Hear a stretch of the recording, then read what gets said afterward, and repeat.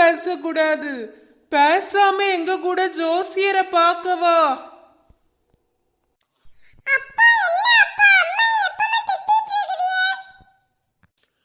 உனக்கு அம்மா என்கிட்ட மாறி மாறி பேசியவ மோளே, அதான் அவளை திட்டுனேன்.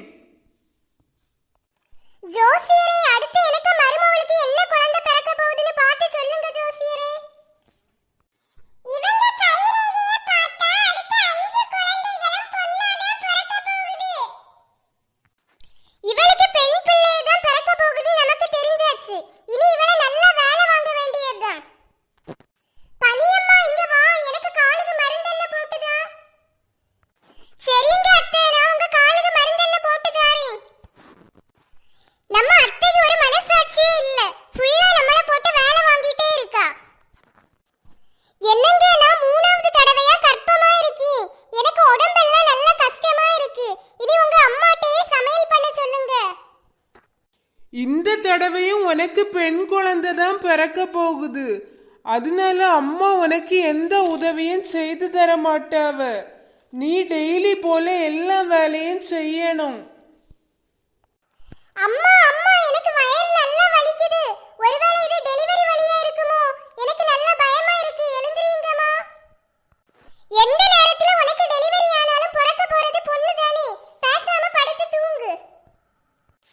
ஐயோ, வயிறு நல்லா வலிக்குது. அம்மா, காலம் ஆகியாச்சு. இப்பமாவது என்ன ஹாஸ்பிடலுக்கு கூட்டிட்டு போங்கம்மா. வயிறு நல்லா வலிக்குது. அதெல்லாம் முடியாது. நான் எனக்கு பையனுக்கு வேற பொண்ணு பார்க்க போறேன். நீ வீட்டுக்குள்ளேயே இரு. நாங்க 2 பேரும் வீட பூட்டி போட்டுட்டு வெளியில போறோம். நீ வீட்டுக்குள்ளேயே பத்திரமா இரு. அம்மா, என்ன ஹாஸ்பிடல் கூட்டிட்டு போங்கம்மா. வயிறு நல்லா வலிக்குது. பாட்டி, கதவை தர, கதவை தர. ஐயோ, எனக்கு நல்ல வயிறு வலிக்குது.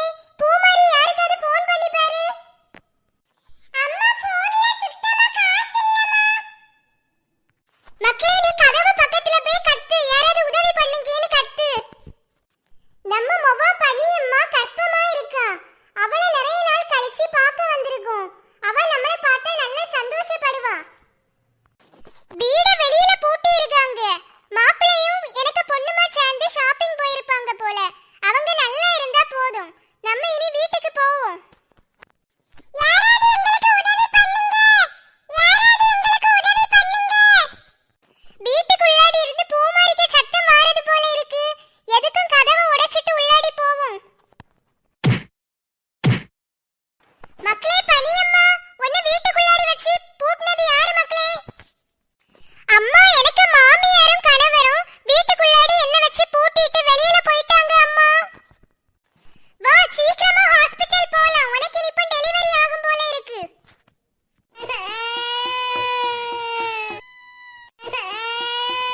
ஏய் முனியம்மா, ஆண் குழந்தை வேணும்னு எனக்கு பிள்ளை எப்படி எல்லாம் கொடுமைப்படுத்துனீங்க. நான் உனக்கு சாபம் கொடுக்கேன்.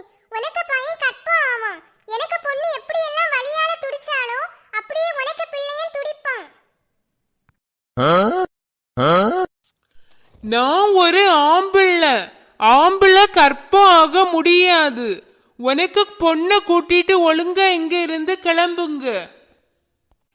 இனிமேல் நமக்கு பனியம்மா தொந்தரவு இருக்காது. அதனால நீ ஈஸியா 2வது கல்யாணம் பண்ணலாம். அம்மா, எனக்கு வயிறு நல்லா பெருசா இருக்கிறது போல இருக்கா. உங்களுக்கு தெரியுதாமா? உனக்கு வயித்துல கேஸ் ப்ராப்ளம்னு நினைக்கேன். போய் மாத்திரை வாங்கிட்டு வாப்பா. வயிறு நல்லா பெருசாகுதுமா. வலியும் நல்லா இருக்கு. தயவு செஞ்சு வைத்தியரை கூப்பிடுங்கம்மா. சரி மோனி, எனக்கு பயமா இருக்கு. இப்போ உனக்கு பேண்ட் சட்டை ஒண்ணும் போட முடியல. எனக்கு மோனுக்கு என்னாச்சு வைத்தியரே? நான் சொன்னா நீ நம்ப மாட்ட. உனக்கு வயத்துல குழந்தை இருக்குப்பா. எனக்கு மாமியார் கொடுத்த சாபத்தினாலதான் இப்படி நடக்குதுன்னு தோணுது. அம்மா, அவங்க கால்ல விழுந்து மன்னிப்பு கேட்டுட்டு வாங்கம்மா. தயவு செய்து எனக்கு மோனுக்கு சாபத்தை எடுங்க. அவன் வலியினால துடிச்சிட்டே இருக்கான். எனக்கு பொண்ணு அன்னைக்கு இப்படி தானே வலியினால துடிச்சிட்டு இருந்திருப்பா. அன்னைக்கு நீங்க